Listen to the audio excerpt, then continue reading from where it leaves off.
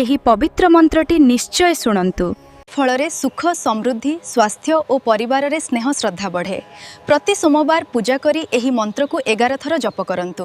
ताहा सहित एही मंत्र रे मिले महादेव और माँ पार्वती आशीर्वाद, माता लक्ष्मी नारायण कृपा और गणेश और प्रभु श्रीराम रक्षा। श्री गणेश रक्षा प्रभु श्रीराम कृपा तेबे भावंतु जेतेबेले समस्त देवता कृपा मिलिबो ताहाले आपणक जीवन रे कोन अभाव रहिबो। मंत्र होची शंकर पार्वती कैलास विराजे विष्णु लक्ष्मी वैकुंठे शंकर गौरा संगे आजातु विष्णु लक्ष्मी मानय आनयतु दरिद्रतां छिन्दतु भण्डारं पूरयतु वैरीनाशं करोतु कष्टं हरतु सर्वं।